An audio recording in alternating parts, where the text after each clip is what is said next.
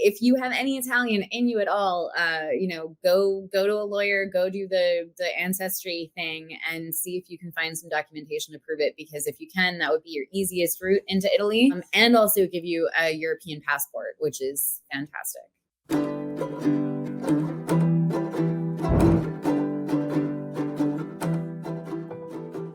Hi everyone, welcome to another Overseas Living Unlimited webinar, and thank you for being here today.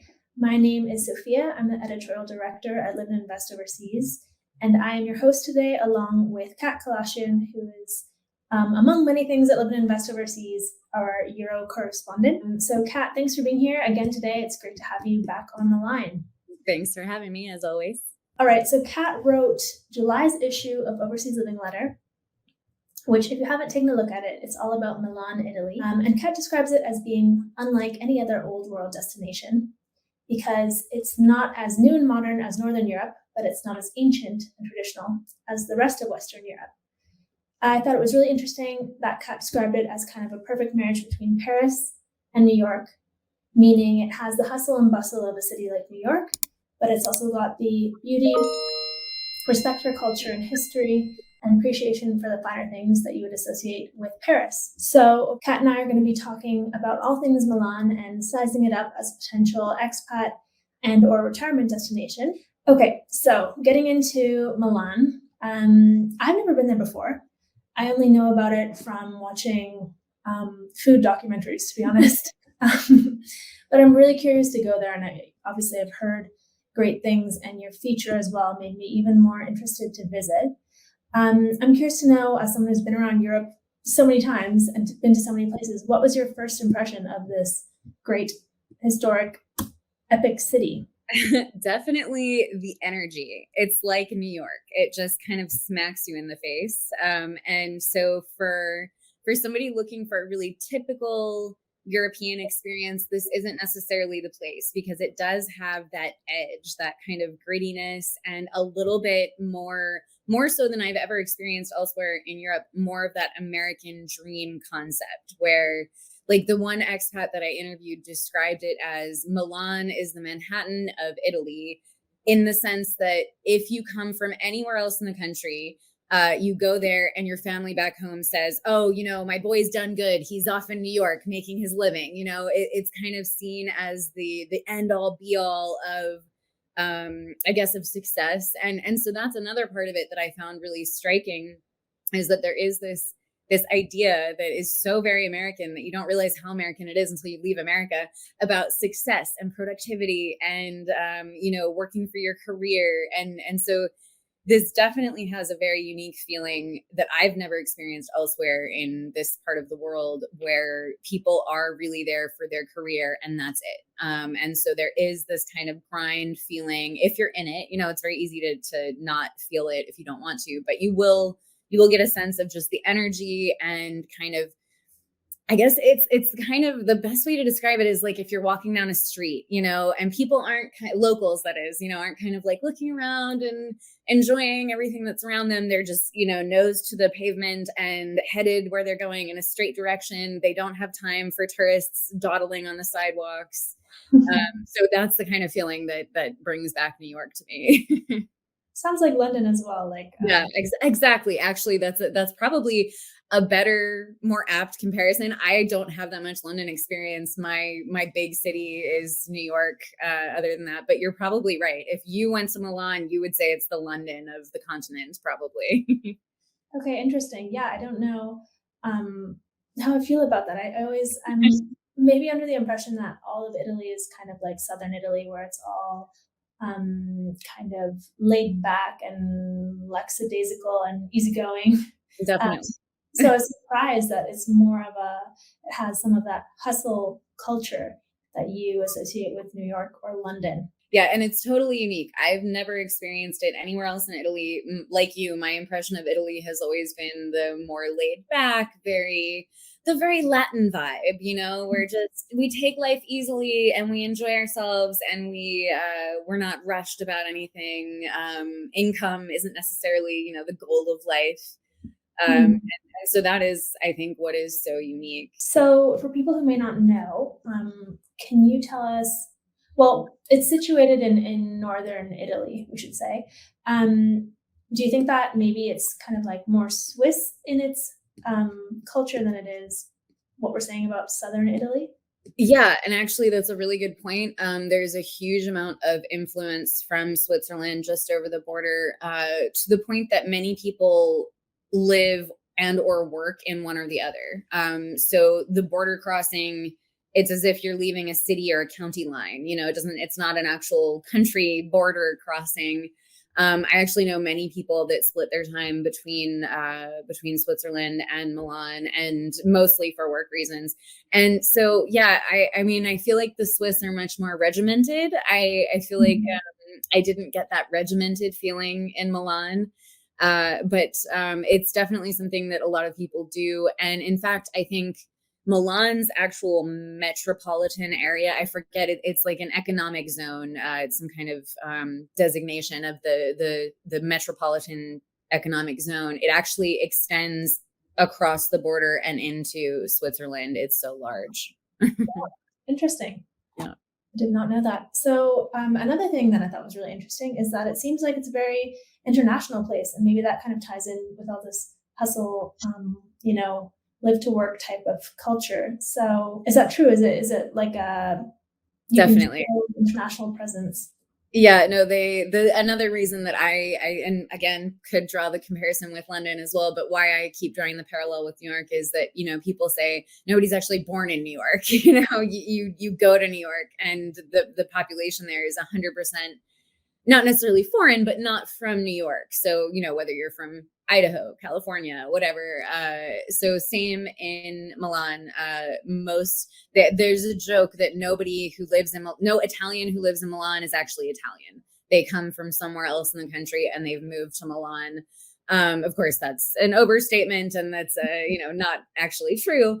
But aside from the Italians that are mostly immigrating into the city, it's a really, really huge foreign population there. And there's so many multinational corporations that a lot of people are there on contracts. It's a big university city, so a lot of people are there studying, both from throughout Europe and actually from the US and Canada as well.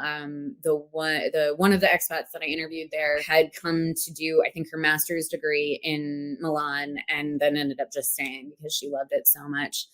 And she was from like upstate New York or something. So people are coming from all around the world, not necessarily though to relax and or retire. They're coming for a career or to study. And I think that it makes it a kind of it's a different kind of place. Living in West overseas, we usually focus on places that are really great for retirement, but increasingly people are wondering how they could become a digital nomad, for example, or since COVID, so many careers have gone digital, they've gone remote. So you could be a doctor, an architect, an engineer, you could be a lot of different things and just consult online. And so I feel like Milan, it's coming, we're kind of discovering it as a company at the right moment where it can be really useful to people from many different walks of life, seeking many different kinds of lifestyles overseas.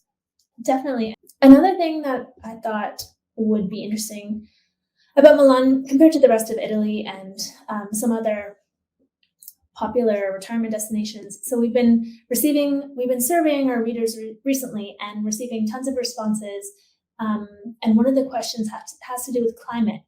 And I'm very surprised at the number of people who are saying, I can't do heat, I can't do humidity. Humidity is a complete deal breaker for me. I don't want hot weather. A lot of people are saying they want spring like weather, and a lot of people are saying they want like four seasons continental type climate. What is the climate like in this city? It's definitely not ever going to get too cold. Rarely snows, it would be like a very pretty sprinkling of snow. But it will get hot and humid here in the summer. In fact, I've heard, I wasn't there in the absolute height of summer, so I can't say from personal experience, but a very good friend of mine who lives here in Paris, her husband is from Milan, his family goes back centuries in Milan, and she spends a lot of time there, and she says she thinks it gets even more hot and humid in Milan than in Paris in August. I do think it would be I love Four Seasons as well. That's my preference. So I think it would be a place that I would enjoy spending time climate wise. I will say that it's big. One big drawback with climate is fog. It receives a disproportionate amount of fog because it's set between a lot of mountains, and so sometimes the atmosphere just isn't moving out of this giant valley that it's in, and in fact, it's like sometimes like they can't fly planes because there's too much fog. There's these great epic photos if you Google fog in Milan. The Duomo is kind of rising from smoke. It looks like it's on a stage set or something. Wow. Did not expect that. And as you're saying with climate, it has a hot and humid season, but that's just a season. It's not a place where you'll be living in humidity year round by the sounds of it. Yeah, definitely not. No, 4 seasons, and the worst month will be August, as it is everywhere in Europe, and a little bit into July, and September might be hot, but generally not too bad. Right. And as a kind of modern-ish city in the context of Europe and a place that was built not too long ago in post-war era, how well connected is it? Is it a place where you dare to drive a car or not so much? I wish luck to anybody who's brave enough to drive a car in Italy. I've done it. I've driven around the whole country, and it's not for the faint of heart. So, but generally, no, if you're living here, you don't need a car. Milan is a really well-connected city in terms of its public transport within the city. The trams, buses, metro are all excellent, and cute as well. The trams going through the city are very, very cute. But even throughout Europe, I think it's the most well-connected. Yeah, it's the most well-connected city in Italy, I know. But Milan, it also holds some distinguishment for the being a really well-connected rail hub in Europe. I forget, but it has basically you can get pretty much anywhere from Milan by rail. The issue is that the Alps are a bit of a hurdle in the way, so it can take an inordinate amount of time to get to Milan from anywhere else in Western Europe. That is, from Croatia or Montenegro, Slovenia, Romania, Poland. It's going to take a lot less time. But when you're coming, I've often wanted to take the train from France into Italy, and it just never makes sense because it takes hours to cross the Alps. If you had an overnight train, maybe, but so hard to reach overland from Western Europe. But right, no, sorry. From air, it's great. Definitely, probably the most well-connected city in Italy. You can definitely get direct flights from at least the East Coast of the U.S. and Canada, if not possibly other cities as well. But it's, even if you have to connect, it's very easy to do so through, Paris or Madrid or Rome. So yeah, easy to get around.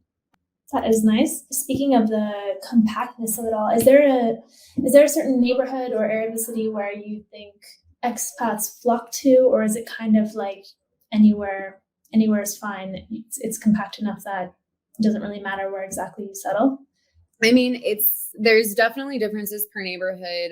Many neighborhoods do attract more foreigners than others, but it is all so small that it might be imperceptible, the difference, until you've been there for so long that you get to know each neighborhood and its little idiosyncrasies. But for the most part, I would say living in the city center, the historical city center, is what most people are going to flock to. That's what I would want if I were living, if I figure if you're going to live in a European city, live in the city. I don't want to live in a suburb of it, but a lot of people do. I know a lot of expats, here in Paris and in Milan, that have chosen to live maybe 15 minutes outside the city. It's still on the public transportation lines. You can still get a metro into the city easily, but you feel you have a little bit more space, both literally in the sense of your apartment will be bigger. Also, there will be wider sidewalks, bigger parks, wider roads, things like that. And of course, the prices go down as soon as you go across that line. So in Milan, the city is divided more or less into two big zones. And within those zones, there are lots and lots of little neighborhoods. But zone 1 is the immediate center. It's the core. And then zone 2 is a radius around the core. And zone 2 is still within the historical center. It's once you get out of zone 2 that things would be kind of a suburb. And I wrote in my issue, the names of a few of the most popular little of these kind of we call them suburbs. They don't, it's not what you're thinking of. You know, if you're thinking of an American or Canadian suburb, it's not going to be like that. We just mean kind of an extension of the city outside the city, where the city is a little bit less dense, I guess, where tourists aren't going, for example. You know, there's not much out there for, you know, in terms of museums or things that are going to be drawing tourists. So it's more residential as well. So which also helps to keep the prices down. Okay, well, we're getting down to our last, I don't know, 5-6 questions. I wanted to ask you about the cost of living. So obviously, you're coming from a Paris perspective. How does Milan compare in terms of costs? I would say it's on par. I would say these are two of the most expensive cities you could choose to live in. The Where I find costs are really controllable is in food and transport. So I always make this example when I'm talking about how my budget changed from living in Latin America, which, you know, coming from Panama, many people think, oh, you're living south of the border, you know, things are so cheap. Well, first of all, Panama uses the US dollar. So there's no, you know, you don't get a currency discount like you would in Mexico or in Colombia. You don't get a currency discount coming to Europe either. In fact, it's the opposite. It takes a little bite out of your chunk if you're converting it to euros every month. But where I found my biggest savings were in not having a car anymore, which we discussed. If you are going to live in Milan or Paris or any other big city on the continent or in Europe, you're not going to want a car. It's just a big expense. And we, in the first year we lived here, we did a comparison, and it turned out that not having a car saved us at least 20% on annual expenses, which was gas, which gas is actually cheap in Panama, but also maintenance.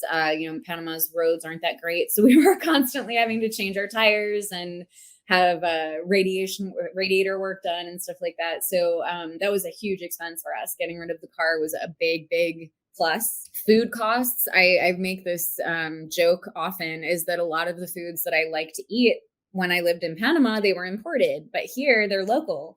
Here, if I wanted to buy imported food, it would be Hamburger Helper or Kraft mac and cheese. You know, I'm trying to think of the craziest things that you would want to eat here. But you know, the crazy American processed foods. Market shopping, which is really big in Italy as well, will, you know, if you buy your produce at the markets, you save a lot of money. The public transport. So, you know, not having the car, you can walk almost anywhere you want to go. And if you want to pay €1 to get the metro to go across the city, you can. But really, I walk almost everywhere that I want to go. And it, you know, it's nice to feel like I'm getting the exercise and it's free and everything else. I will just say rent is the really expensive one. I would say 1,000 is the absolute bare minimum that you would need for a rental. And that would be it'd be more likely to be a studio, 1 bedroom if you're lucky, very small, compact 1 bedroom.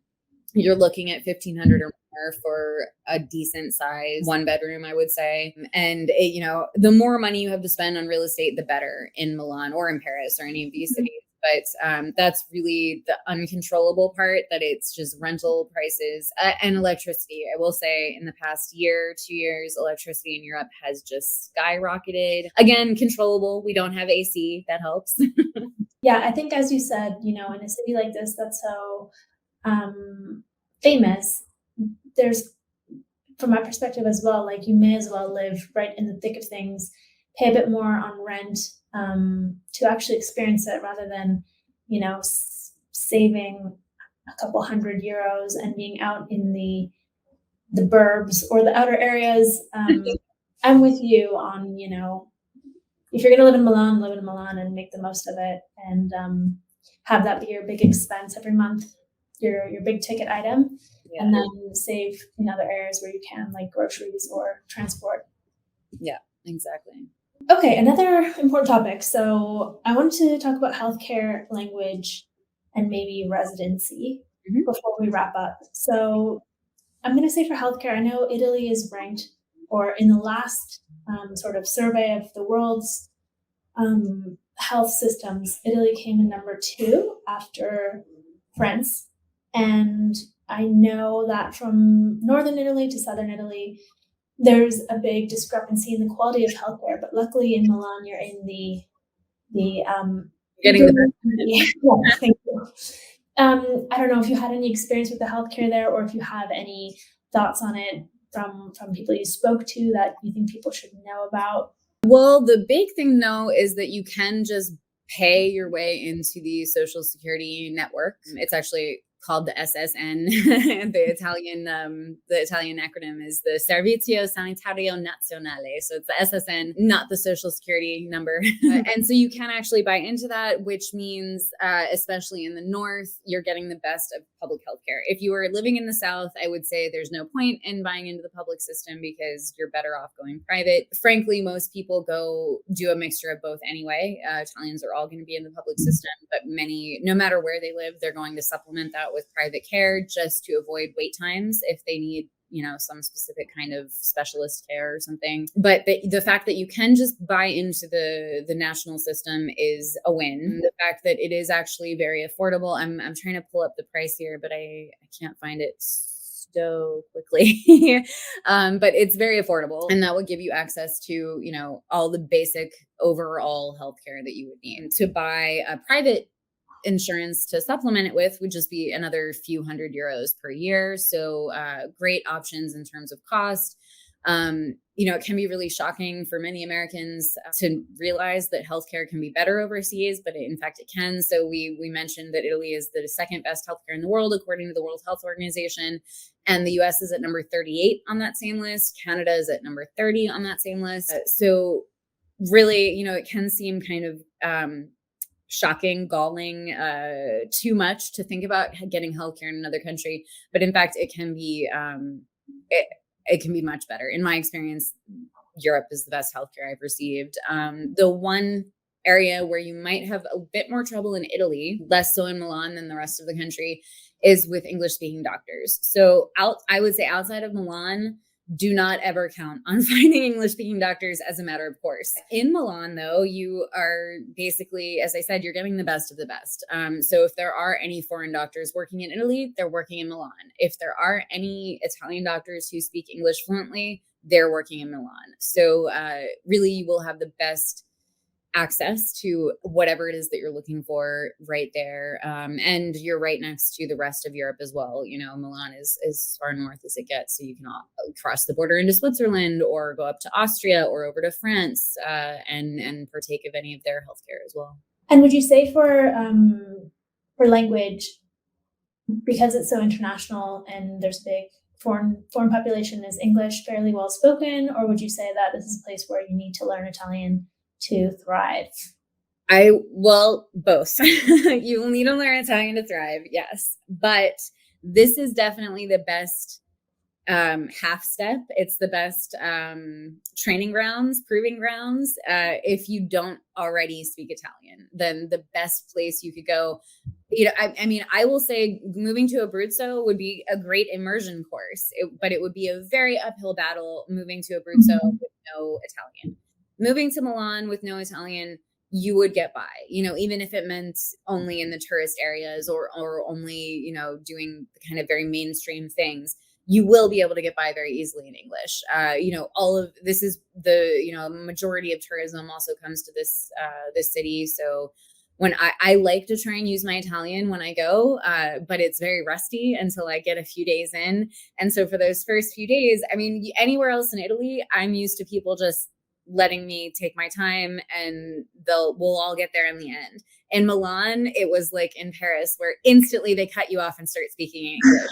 They don't have the time to wait for your crappy Italian. We're going to just shortcut this because I know my English is better than your Italian. So that was the impression I got everywhere I went. When I would try and use my Italian, they would more or less just shortcut the process. But also this was in, the city center doing touristy things like going to, eating out, going on the bus tour, getting a taxi, things like that. But I will double down, I guess, to say that doesn't mean that you'll enjoy life at that level. It would be a very superficial way to live life in Milan. It would be like trying to move to Paris without ever speaking French. You'll only ever experience it at that very superficial touristy level, and you won't ever really feel integrated. So fair enough. I feel like that's solid advice across the board, no matter where you're going. Okay, one last topic to cover is residency. Yeah. And do you have a recommendation for people who are thinking about Italy, what their best residency option might be? Well, unfortunately, Italy has one of the highest income requirements for in Europe, frankly, Mhm. for living. So all of Europe, generally any country in Europe that you want to move to, you can just tell them, I earn enough money, or I have enough money in a savings account, or I have enough of a monthly pension, or whatever it is, income of whatever kind, to live. And generally that figure is always the minimum wage. In Italy, for some reason, it's 31,000 euros per year, which works out to over 2,500 euros a month, which is, I mean, that's more than double the minimum wage and far more than you need to live in Italy, especially if you're living in one of the, the regions of the South that are much more affordable than the North.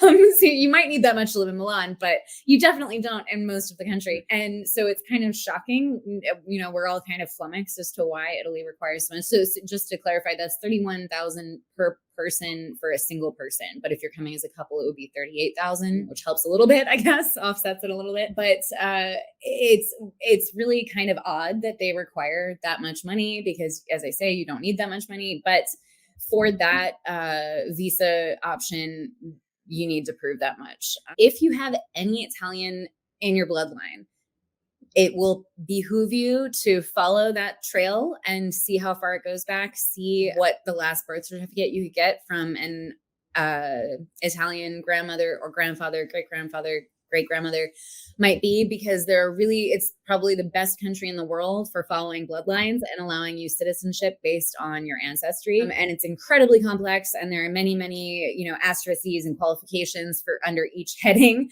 But if you have any Italian in you at all, go to a lawyer, go do the ancestry thing, and see if you can find some documentation to prove it. Because if you can, that would be your easiest route into Italy, and also give you a European passport, which is fantastic.